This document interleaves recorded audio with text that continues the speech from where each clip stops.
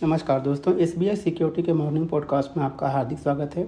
आइए देख लेते हैं कि इस शुक्रवार के दिन क्या हुआ और आज ऐसी कौन सी कंपनियां जो फोकस में रहेंगी।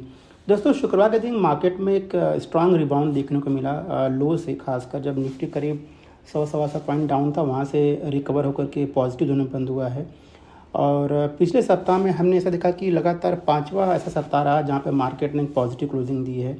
जहाँ तक निफ्टी की बात है तो शुक्रवार के दिन निफ्टी करीब 22 पॉइंट ऊपर चढ़ करके 24,324 के आसपास बंद हुआ, जबकि सेंसेक्स में मामूली गिरावट करीब 53 पॉइंट की रही और 79,996 के आसपास बंद हुआ है। ब्रॉडर मार्केट ने आउटपरफॉर्म किया, जहाँ पर निफ्टी मिड कैप इंडेक्स में बढ़त करीब 0.83% की रही है, वहीं पर स्मॉल कैप इंडेक्स लगभग 0.8% ऊपर बंद हुआ है। बात करते हैं टॉप गेनर्स और लूजर्स की। जो टॉप गेनर्स रहे हैं निफ्टी में ONGC, Reliance, Cipla, NTPC, LNT, power grid और आईटीसी, जबकि गिरने वाले जो शेयर्स रहे हैं वो HDFC bank, Titan, Tata steel, UltraTech cement, HCL tech और टीसीएस। बात करते हैं सेक्टरली क्या परफॉर्मेंस से थे, तो बीएसई जो एनर्जी सेगमेंट है वो सबसे बड़ा गेनर रहा, जहाँ पे बढ़त करीब 1.7% की रही है। बीएसई कैपिटल गुड्स में लगभग 1.5% की बढ़त देखने को मिली है।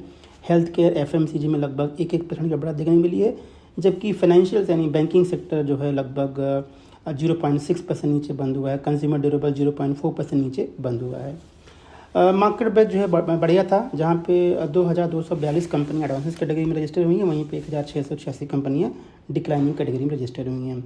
इस बीच करीब 245 ऐसे नए स्टॉक है जिन्होंने 52 सप्ताह का नया हाई बनाया, जैसे blue star, Cochin shipyard, data pattern, Durga dairy, HFCL, Jupiter wagon और एनबीसीसी, जबकि 13 ऐसे नए स्टॉक है जिन्होंने 52 सप्ताह का लो बनाया हुआ है। बात करते हैं एफआईआई डीआईएस की, तो एफआईआई की बाइंग लगातार जारी है। कल तो फ्राइडे के दिन भी हमने देखा कि 1,241 करोड़ रुपए की एफआईआई ने बाइंग की, जबकि 1,651 करोड़ रुपए की डीआईआई ने सेलिंग की है।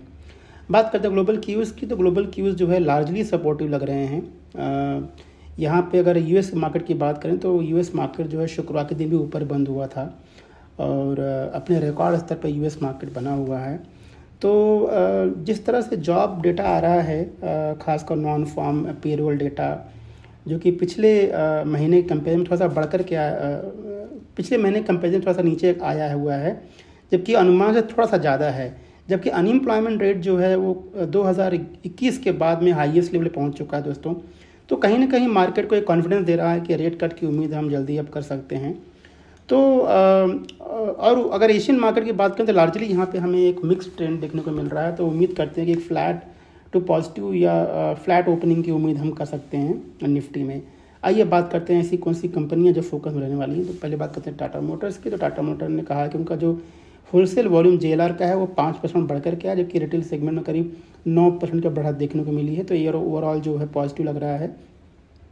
मैरिको ने अपने Q1 के बिजनेस अपडेट दिए हुए हैं। तो कंपनी ने यहाँ कहा है कि जो उनका डोमेस्टिक बिजनेस वॉल्यूम है वहाँ पे मॉडेस्ट जो है ग्रोथ देखने को मिला है और तो ओवरऑल जो है न्यूट्रल डेवलपमेंट लग रहा है मैरिको के लिए। फिर बात करते हैं डाबर की। तो डाबर ने भी ये कहा है कि उनका जो Q1 का जो रेवेन्यू ग्रोथ है वो mid to high single digit जो है रहने की उम्मीद है और कांस्टेंट करेंसी टर्म में जो है स्ट्रॉन्ग ग्रोथ देखने को मिल सकता है। तो कंपनी ये भी कह रही है कि मार्जिन थोड़ा सा स्लाइट इम्प्रूवमेंट जो है हो सकता है इस क्वार्टर में। तो ओवरऑल ये न्यूट्रल डेवलपमेंट है कंपनी के लिए। टाइटन ने कहा है कि जो उनका Q1 FY25 का जो नंबर है वहाँ पर रेवेन्यू करीब जो है 9% का ग्रोथ देखने को मिल सकता है और इसमें जो है क्योंकि जो ग्रोथ जो हम देख रहे हैं थोड़ा सा हाई सिंगल डिजिट है, इसका मेन कारण ये है दोस्तों कि जो वेटिंग डेज हैं वो इस क्वार्टर में जो है कम रहे हैं। गोल्ड प्राइसेस ज़्यादा होने की वजह से ओवरऑल जो सेंटीमेंट थोड़ा सा इम्पैक्ट हुआ है। तो ये जो टाइटन का जो ग्रोथ नंबर हम देख रहे हैं प्रोविजनल नंबर, ये थोड़ा सा जो है न्यूट्रल टू नेगेटिव है कंपनी के लिए। अदानी विल्मर ने कहा है कि जो उनका सेल्स वॉल्यूम है वो 13% जो है बढ़कर के आया है फर्स्ट क्वार्टर के लिए। एक्सपोर्ट वॉल्यूम में अच्छा खासा ग्रोथ देखने को मिला है। तो ये ओवरऑल बढ़िया है कंपनी के लिए, पॉजिटिव डेवलपमेंट है। इंडसइंड बैंक ने कहा कि जो उनका एडवांसेस है वो करीब 16% बढ़कर के 3,48,000 करोड़ रुपए पहुंच चुका है। डिपॉजिट में ग्रोथ करीब 15% की देखी गई है।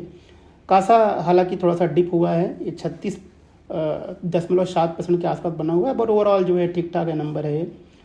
बैंक ऑफ बड़ौदा ने कहा कि उनका जो डोमेस्टिक एडवांसेस है उसमें करीब 8.5% की बढ़त देखने को मिली है और ये करीब 8,81,000 करोड़ रुपए के आसपास पहुंच चुका है। डिपॉजिट में हालांकि ग्रोथ जो है म्यूटेड रहा है, करीब 5% के आसपास का ग्रोथ है। तो ओवरऑल ये न्यूट्रल पॉजिटिव है बैंक ऑफ बड़ौदा के लिए। इंडसइंड बैंक ने कहा कि जो उनका एडवांसेज है वो करीब 12.5% बढ़ कर के जो है 5,40,000 करोड़ के आसपास पहुंच चुका है फर्स्ट क्वार्टर 25 के लिए। और जबकि कंपनी का जो ओवरऑल जो डिपॉजिट्स है वो करीब 9.5% बढ़ करके 6,81,000 करोड़ के आसपास पहुंच चुका है। तो ये नंबर जो है न्यूट्रल पॉजिटिव है इंडसइंड बैंक के लिए। टाटा स्टील ने कहा कि जो उनका जो क्रूड स्टील प्रोडक्शन है वो 5% बढ़ करके जो है 5.25 मिलियन मेट्रिक टन के आसपास पहुंच चुका है। लेकिन जो उनका जो प्रोडक्शन है थोड़ा सा इम्पैक्ट हुआ है, क्योंकि इस क्वार्टर में उन्होंने मेंटेनेंस भी लिया था। प्लान शटडाउन जो है जिसे कहते हैं, जब मेंटेनेंस कंपनी करती है अपने प्लान का तो वो थोड़ा सा शटडाउन थोड़ा टाइम के लिए होता है, जिसके कारण जो है थोड़ा सा जो है इम्पैक्ट है। बट ओवरऑल डिलीवरी वॉल्यूम जो है करीब 3% बढ़ करके आया है। तो ये न्यूट्रल टू पॉजिटिव है टाटा स्टील के लिए। सिग्नेचर ग्लोबल ने अपने प्री सेल्स नंबर डिक्लेयर किए हैं क्वार्टर 1 FY25 के लिए। और यहाँ पे कंपनी ने कहा है कि जो उनका प्री सेल्स वॉल्यूम है वो करीब 3.5 गुना बढ़ करके 3,120 करोड़ के आसपास पहुँच चुका है। कलेक्शन जो है बढ़िया है, करीब 3 गुना कलेक्शन बढ़ करके आया है। और 2025 के लिए कंपनी कह रही है कि 10,000 करोड़ रुपए का प्री सेल्स जो है कंपनी अचीव करेगी। तो ये ऑल पॉजिटिव है कंपनी के लिए। नायका ने कहा कि जो उनका कंसोलिडेटेड रेवेन्यू है फर्स्ट क्वार्टर FY25 के लिए वो करीब 22 से 23% के आसपास का ग्रोथ कंपनी रजिस्टर कर सकती है। तो ये पॉजिटिव डेवलपमेंट है कंपनी के लिए। KPI ग्रीन एनर्जी को जो है दोस्तों यहाँ कंपनी ने कहा है कि उन्होंने 50 मेगावाट के लिए जो है एक पावर परचेज एग्रीमेंट साइन किया हुआ है गुजरात ऊर्जा विकास निगम के साथ में। ये पॉजिटिव डेवलपमेंट है KPI के लिए। और PCBL ने कहा कि कंपनी को जो है एक पेटेंट मिला हुआ है हाइब्रिड कार्बन ब्लैक के लिए। तो ये कंपनी के लिए पॉजिटिव है लॉन्ग टर्म में। बात करते हैं कुछ ब्लॉक डील्स की। तो यहाँ पे सिग्निटी में जो है कोफोर्ज ने 46,18,000 शेयर जो है लगभग 17% का स्टेक जो है 1,398 रुपये पर शेयर पे एक्वायर किया हुआ है ओपन मार्केट से। तो ये कोई नया डेवलपमेंट नहीं है, कंपनी ऑलरेडी जो है इस कंपनी को एक्वायर कर चुकी है। तो ये न्यूट्रल डेवलपमेंट है कंपनी के लिए। यहाँ बल्क डील काफ़ी हुई हैं। तो HEG में जो है क्वांट म्यूचुअल फंड ने करीब 9.5 लाख शेयर बेचे हैं 2,260 रुपये पर शेयर पे। बजाज हेल्थ केयर में माँ शारदा डिस्ट्रीब्यूटर्स ने करीब 10 लाख शेयर बेचे हैं 316 रुपये 95 पैसे पर शेयर पे। आइनॉक्स ग्रीन एनर्जी में जो है डोवेटेल इंडिया फंड ने करीब 20,65,000 शेयर्स बेचे हैं 160 रुपये 19 पैसे पर शेयर पे। जबकि मेडी प्लस हेल्थ सर्विसेज में जो है PI अपॉर्चुनिटी फंड ने करीब 29,41,000 शेयर जो है 680 रुपये पर शेयर बेचे हैं। बात करते हैं कॉर्पोरेट एक्शंस की। तो आज जो है कंप्यूटर एज मैनेजमेंट सर्विसेज का यानी CAMS का जो है डिविडेंड के लिए एक्स डेट है। तो दोस्तों ये सारी कंपनियां आज के लिए फोकस में रहने वाली हैं। तो ये था हमारा आज का मॉर्निंग पॉडकास्ट। हमें सुनने के लिए बहुत बहुत धन्यवाद और आज के ट्रेड के लिए शुभकामनाएं। Thank you. Investment in securities market are subject to market risks. Read all the related documents carefully before investing.